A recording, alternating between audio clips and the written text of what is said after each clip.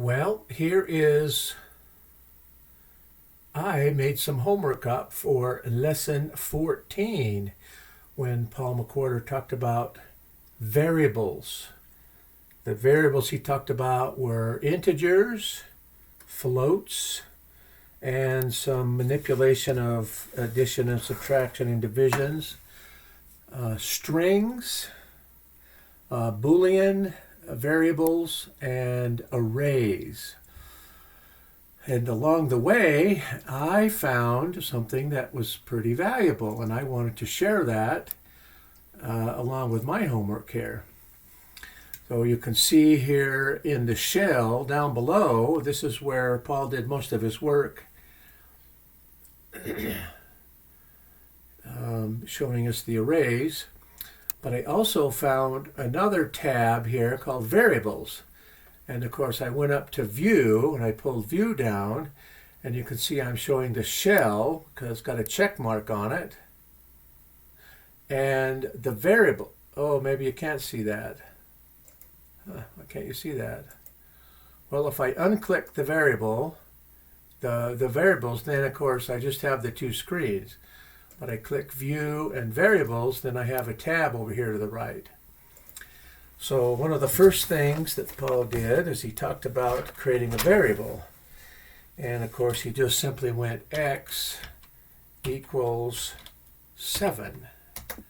And you can see over here in the variables tab, there is my variable. There's the name of the variable and the value of the variable. So I thought that was pretty interesting. And then he did things like x equals 7.0, and you can see the value has now changed to a float. So I actually don't have to print out the variable like with an x, or print the x, so there's the variable. Then of course he did things like x equals 1, y equals 2, and z equals 1 plus, x plus y. And over here on the side, you don't have to print it out with a z anymore, because there the variables will just show right there in that screen. The other thing he, of course, did was in his manipulating of strings, he went my color equals red. And over here you can see there's the name of the variable, and there is the value of the variable. And then of course he went, he did another one here saying my color equals my color plus 1, which is a string. And then of course you can see that the variable changed immediately to red1 and not a plus 1. So all those capabilities that Paul was showing us before, it's very easily seen in the variables tab. The other things, here's another thing he did was the Boolean, so x equals true. It's going to be a capital T. And you can see that x now is equal to true, or y equals false. So there is the false right there. And the other thing that was interesting to me is that I could go z equals x plus 1.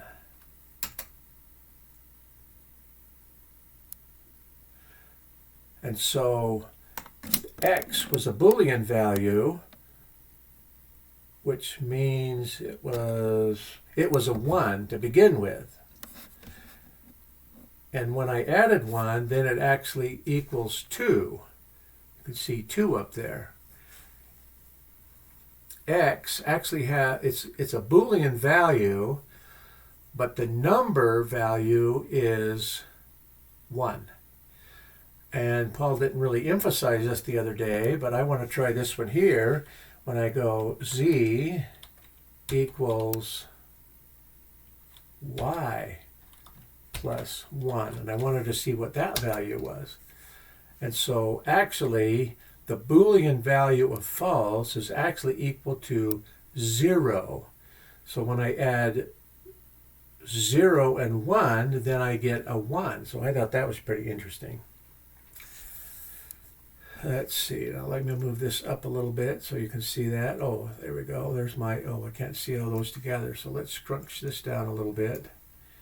And scrunch this up a little bit so you can see everything on the screen there.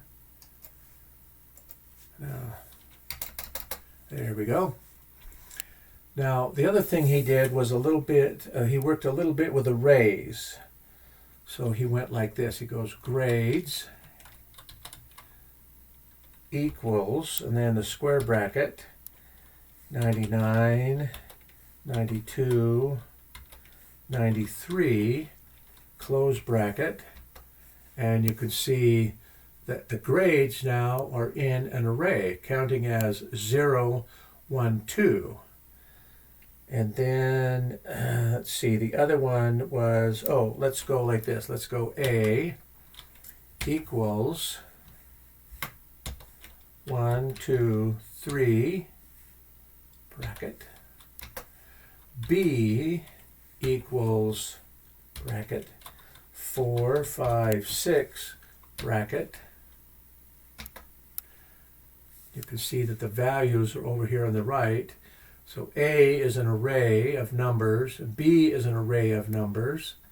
And so now if I go C equals A plus B, well, I don't know what I'm going to get, but I'm going to find out here real quick like. And so actually I made a new array where it's actually contains all the values, 1, 2, 3, 4, 5, 6. So that was pretty cool.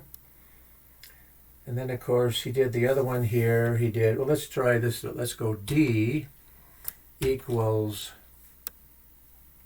bracket, bracket, 1, 2, 3, bracket, comma, bracket, 4, 5, 5, 6, 7, bracket, comma, bracket, 8, 9, 0, bracket, bracket. And so over here, you can see I have, is that a 3-dimensional array? Because this is the first level, this is the second level, and this is the third level. And so it was just pretty valuable to see all of those items that Paul was talking about. I don't have to print them out, I can just view them. Now, another question I had is, how does the outline work? Or, wait a minute, I know what I want to do. I want to try running one of my programs here. Let's try running, let's run the last one we did here. Let's do File, Open, Raspberry Pi, and then let's do the, that's the one we just worked on here just a little while ago. And this one has, this is where I have my pots set up for, let's see if I can show you a picture of that. I have my pots set up for, here's my potentiometers, my red and green and blue. And I'm going to run this program now.